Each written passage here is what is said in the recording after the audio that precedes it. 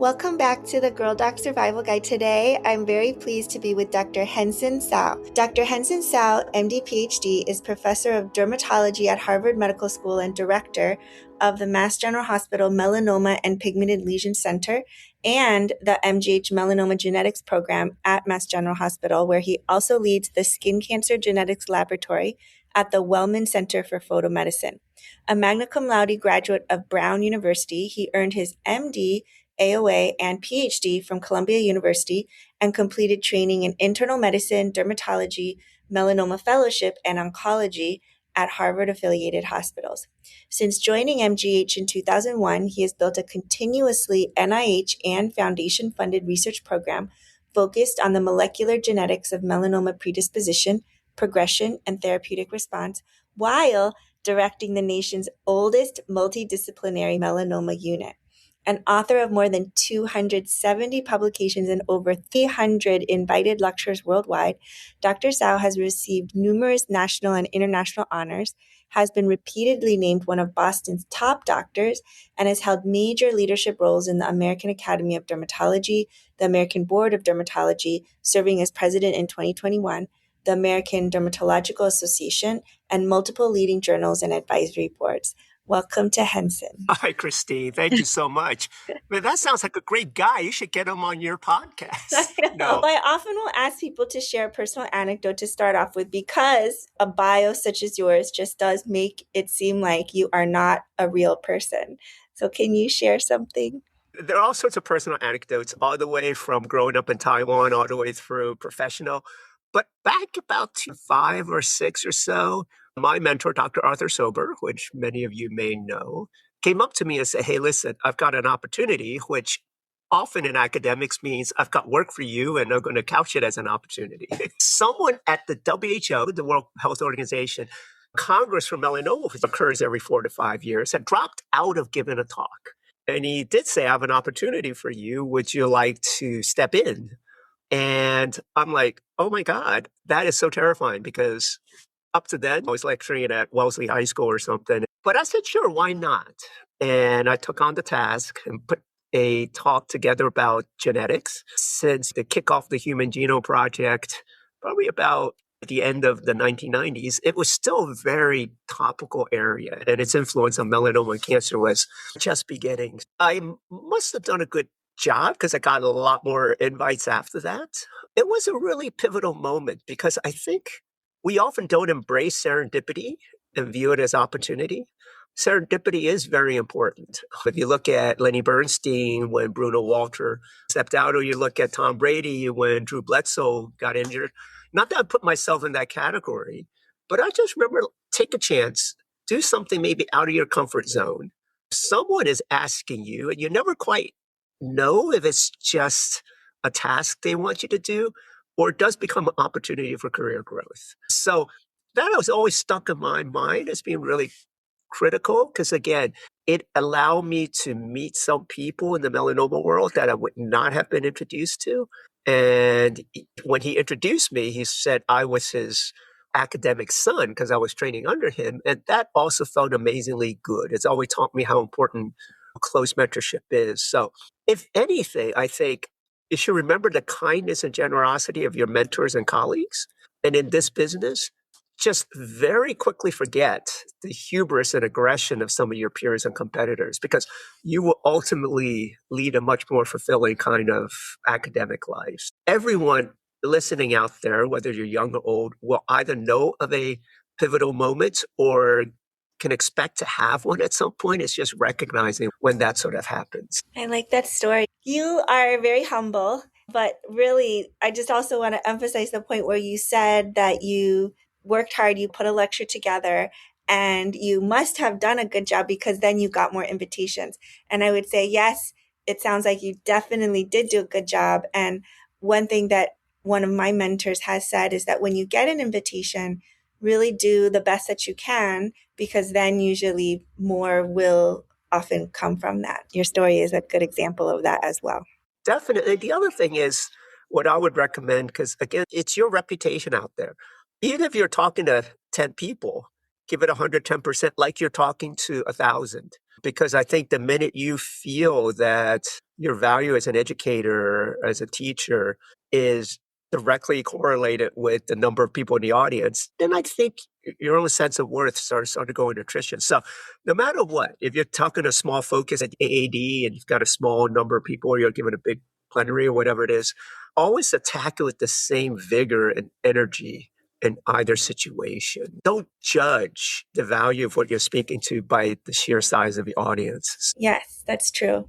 Was it Margaret Mead that says never underestimate the power of one person to change the world? But I think also if you even just change one person, even if it's yourself, I think that counts for a lot. Yeah, absolutely. And Christine, you know this. If you could turn a light bulb on in one person in the audience, it's fantastic because that light bulb is going to turn on more light bulbs and so forth. Usually the ones in the front row of my talks are asleep, but starting in rows 2 or 3, there's always someone whose light bulb goes off. It's a catalytic process over time, and that's really just an amazing feeling. Yeah. So you've already given some tips for thriving. Do a really good job when you have an opportunity, close mentorship. Do you have other tips for thriving over a career? Yeah, very simply, write and write. They say writing is the lifeblood of an academic life, and it really is. Enjoy it. Now, I was a terrible writer graduating from high school. I ended up majoring in English. It's a very Asian idea. Like you pay so much for college, you might as well get the training of what you're really bad at because that's what you're supposed to do. So I ended up majoring in English and falling in love with it. And a lot of that is writing a paper every week, right? So I think one of the skills I developed over that time period is how do you create an argument? How do you make it coherent? How do you make it cogent? How do you communicate it? All those sort of skills become ever so important when you're a scientist. I don't do plasmid preps in the lab. I don't even spend much time on the bench anymore. I spend most of my time writing. It's about reviews or it's about papers or it's about grants. And so much of that granting or that manuscript is developing an argument and selling it in a very basic way. So whenever postdocs or students come to me and they say, what should I learn about genetics, about changes? Way back when I was in college, CRISPR wasn't even discovered then. And my son in 12th grade was studying CRISPR. So the science changes, and it should. It shouldn't be static. It should be dynamic. But the ability to communicate is very important. I think a lot of people think that AI is going to replace that now. I think AI is good at searching the literature and coming back with some answers for you, but it's still not great at developing a really nice argument. There are formulaic ways to express yourself, and then there are more poetic ways. Everything AI ever writes is pretty formulaic because it's a statistical model. But the most beautiful sort of writing and narrative is poetic. And I think not to understand that is to undersell the value of language and communication. So in short, write and write. The more you write, the better you get at it and the more success you have in life. That's cool. Is there anything you wish you had known earlier? Yeah, when I was younger, I had all these sort of ideas how one day I was going to take over the world. When you're in academics, I'm sure you've come across this, like when should you be a chair or when should you do something big? And I think I finally realized as I've gotten older, titles like that are about responsibility. No one wants to have kids just to be called dad. I want to have kids so I can be called dad. No, when you have kids, it's about that responsibility. It's not about the title, right? And I think when you have people who work under you and your subordinates, you treat them like your children. So you're responsible for them. You're not exercising power over them. So it's not like you have kids just so you can have them work the fields or mow the lawn because you got that power to tell them to do something. It's really a lot more than that. And I think when you're young, really young, people spend a lot of time looking at these titles thinking that they'll validate them in some ways. When I was young, I spent a lot of time thinking, should I be a chair or not? And looking back now, I'm really happy where I am. I've never had it disrupt my family's life. Often the intangible losses are far greater than the tangible gains. And you don't realize how disruptive pulling kids out of their community is. You don't realize how your spouse's practice or workplace, if you were to just leave, how disruptive that could be. And I think in looking at it in balance, I've been totally ecstatic where I am. If I were to meet my younger self, I don't know if I would believe my older self if I said that, but I spent a lot of time coaching the kids and I see many of them like, oh, just because you didn't make it, I'm going to make it kind of thing. But there is some truth to understanding what responsibility means and how you can value the success of your entire family and network as opposed to just your own success in life. The other thing I wish I'd known earlier is that you and I, we're surrounded by people who want to succeed. It's easy to be the cheerleader when they really want to do well. But I think as you start meeting more and more people, especially if you run a lab or a clinical department or a company as a CEO, not everyone is type A. And I think one of the lessons that I've had to learn over the years is sometimes they want other things besides what you wish for them. And it's hard, but sometimes you need to let those people go. Fundamentally, I've always viewed if I can't make them like a superstar, then it was my failure. Recognize that what they want to do may be different than what you want them to do. Letting those people go is also, I think, something that you learn as you get older and as you start having more and more responsibilities. Those two things are things that I would tell myself if I met myself earlier. I just want to go back to something you said, though. You said if someone's not a chair at some point in their career, they didn't make it. People so addicted to these objective things, you can find value in what you do without those. There are people out there who view that having that title is the end all. And every stage, rather than seeing what can I do in the world, in the circle I'm in, they're thinking this is a stepping stone to the next kind of level. There's always something more. Once they've become chair, then they can be the dean. And once they become dean, they could be head of the hospital. And look at what I have done. There are a lot of things that I haven't done in life. And you realize that you've done exactly what you want to do and you're happy where you are. That's what I was trying to say. Yeah. I wanted to just go back to that point because you have so many accomplishments. And actually, you have many titles that are important titles that not very many people will hold. Well, you're very kind. And I do approach each one very seriously. Christine, most people have those temporarily. Most of mine are a year or two. It's not like a Pope job, right? What you want to do is just make sure you leave it slightly better than you found it. No matter what it is. That delta is really important because it makes you feel like you've done something. Because most of them are also unpaid, thankless jobs. I think you should tackle it with all the energy that you've got, because when you're given a responsibility like that, whether it's being on a board, whether you're president or something like that, I think you want to, again, leave it better than you found it. And that delta is important to feel like you have created that delta. Yeah. I really like what you're saying, the perspective that you're giving on it. And I feel like it is slightly poetic the way that you're saying it, just like when you were saying about writing, because when you said you don't want to just have a kid just so you can be called dad or mom or whatever, to me, it comes down a little bit to identity. That is your identity becoming a chair or becoming a professor or becoming a president of something versus is your identity really something else? It's not just because someone calls you something. Yeah, I have different components of my identity. One is that of an explorer. And I think there are different kinds of explorers or investigators. There are those who find beauty in the big picture. There are those that find comfort in the details. I'm much more of a big picture person. So one of my identities is if you can imagine me as a mountain climber, I'm lousy with details up to a certain point, but I try to see the big picture as much as I can. I reflect on things. I enjoy the view from the top of the mountain. And I just want to see how things relate. There are much better mechanistic people who deal in details all day. So in terms of an identity, at the workplace, that's what I see.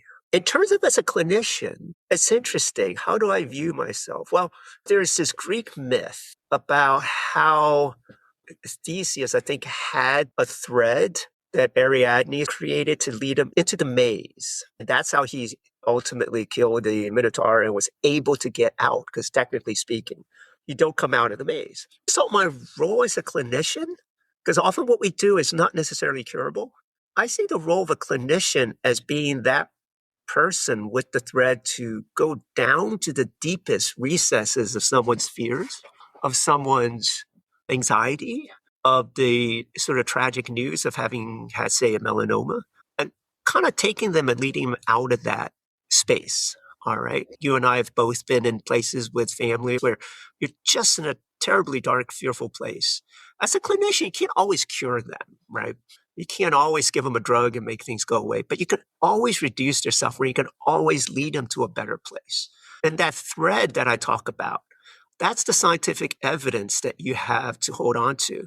But with that in one hand, you also go down to the depths of those recesses and mazes to take them by the other hand and lead them out. So in some ways, as a clinician, you are that guide, that metaphoric guide that kind of takes them to that better place. It gets away from this idea that you have to be a miracle worker to be a great doctor, or the idea that you have to know everything, because you do have that thread that is the evidence and that is the literature and that is the data that you should lean into to try to make those decisions of which corner to round, or do you go straight, do you go left? You kind of always need that connection back to science to do that. And I think the one identity I have at home is really an anecdote. I never played soccer in my life. I actually didn't do much but study for the SATs all day. But with my kids, I was a soccer coach for years. And over time, in the top sort of most rewarding things I've ever done in my life, that probably has to rank up there, more so than a lot of the stuff you were just talking about. I knew nothing about soccer. All I did was have an Excel spreadsheet that counted the number of minutes they played for each player. That's like the geek's approach to being a soccer coach, right? Just make sure you analyze the number of minutes exactly. That is the identity I had with the kids growing up, which is really their coach. They're to encourage them to succeed. And I hope they viewed me in that way. I'm not there to have some power trip to tell them what to do, because that's not how they grow into things. They're wonderful kids and they are older now. I think we all have different identities in the different communities and the different circles we belong in. And it's how you see yourself and what your role is in there. That was beautiful. I really loved what you said about being a clinician and having that thread and just bringing the patient to hopefully just even a little better place, because as you said, we definitely can't cure everyone. It's been really fun to hear your thoughts on things. Do you have any final thoughts? First of all, this is really fun. And thank you so much for the invitation. I don't think I've ever done a podcast. I should just grow up and enter the 20th century for a change. But if there's anything I tell people, it's like deciding on a vacation. You have to pick the destination and you have to decide how to get there. And you pack as much as you can to try to make the trip. But it's okay if you don't, because at least you pursued what you felt to be the right destination, right? I think sometimes people don't have that sense and they just go somewhere because other people say they should, and it comes with a free gas and free car.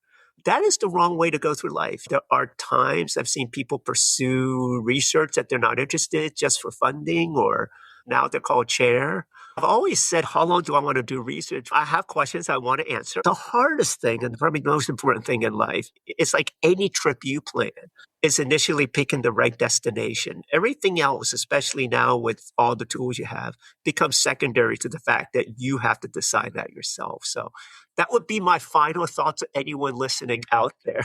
I love it. And Christine, it's so wonderful to chat in your space here. Thank you so much, Hensin. You're very welcome.